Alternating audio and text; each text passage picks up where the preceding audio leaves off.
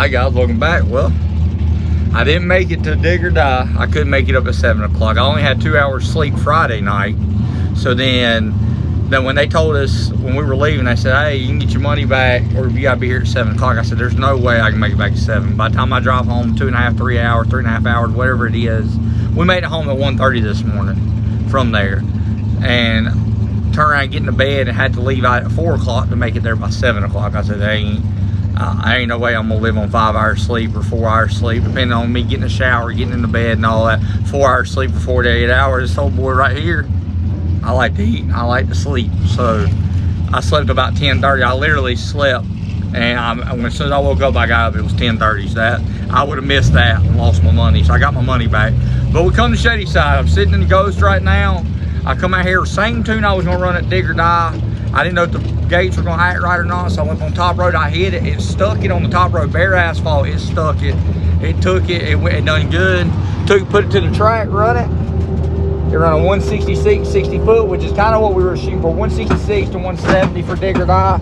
And it went a 633, and it didn't have the mile an hour because the mile an hour was, it didn't have the mile an hour because the clocks are off, but I'm sure it was like 126, 128.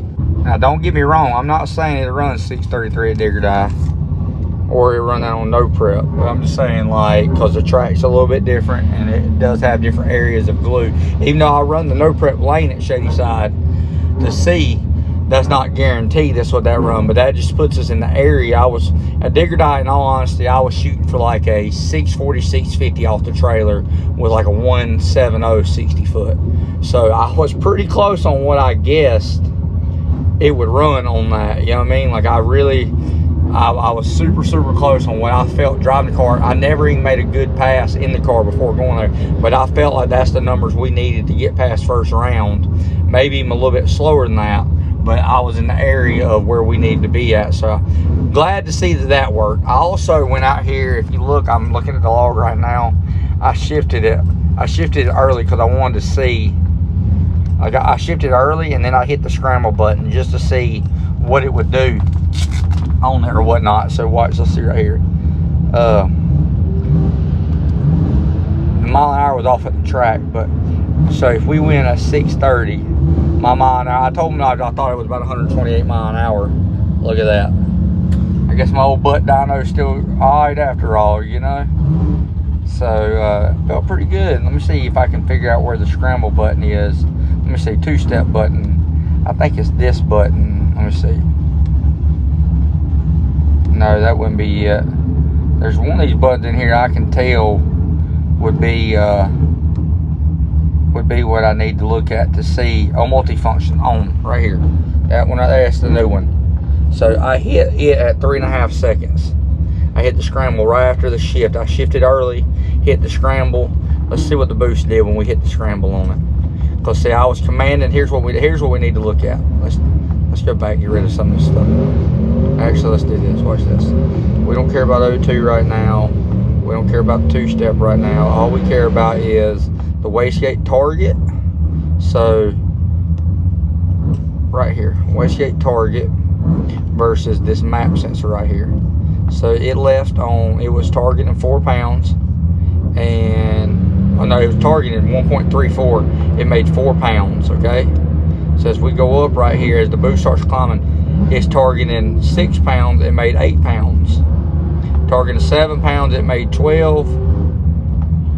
Targeting 9 pounds, it made 13. 13 pounds, it's making 18. So there is a variance there. So it looks like it was gonna make 13 pounds, was gonna make by 18, and then I start creeping on up to 14 pounds, 15 pounds, it makes it. Well, then I hit the scramble button right here. When I hit the scramble button, it adds 7 psi. So I was right there targeting 22. So it kind of made 22, 23, 28, 29, 28, 27, and then it starts fighting itself a little bit right here, dipping, 26. And like I said, if I hit the scramble button earlier, it would have made that boost earlier, it would go a lot faster. But this is where I'm just trying to see how far out it climbed up before it went through and done it. So that all that looks good. Like I said, I mean, the mile an hour versus 20 pounds boost is a turtle. but that's also with all this extra weight in the car and all that. So I'm not going to complain about that. We're just making about 22 pounds. So that's about, if I had to guess, it's probably 1100 horsepower, 1200 horsepower, 1100-ish off of that pounds per hour. I might be wrong on that. It might only be like 950 or 1000, I don't know. Our battery voltage stayed good the whole run. If you look right here, the battery voltage 1275.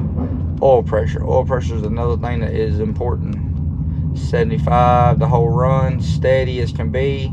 It made 90 by the end of it. That's all right. Everything's looking good. Proud. I'm happy to see.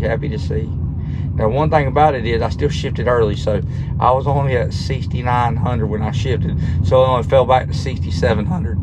Freaking crazy. All right, I'm happy with what I see so far.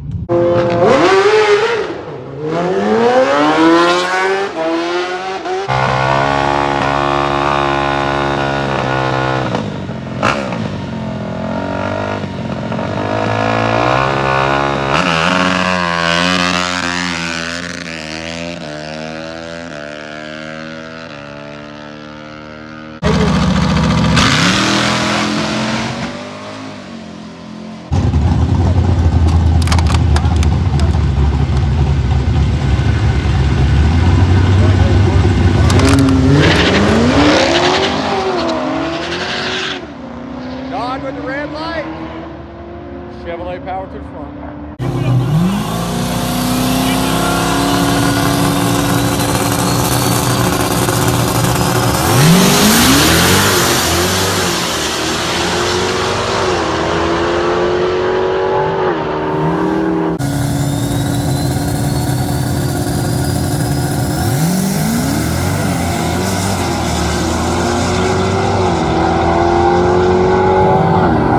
Doc, you didn't. Hey, you fixed. Hey, you fixed my car. You made it faster. Doc, too fast. Doc. Fast. What's the yellow sheet mean? I got the yellow one. You got the white. You lost.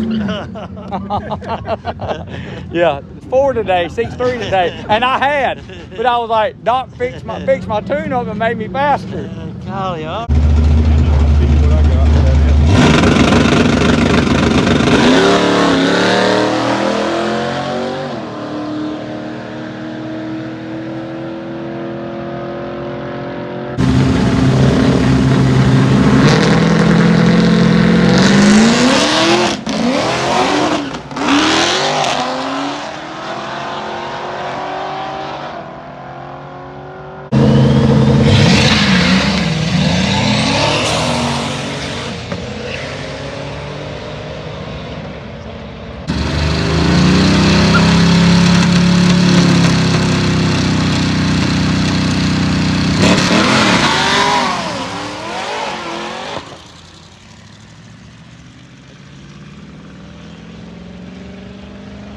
Down, there's another truck.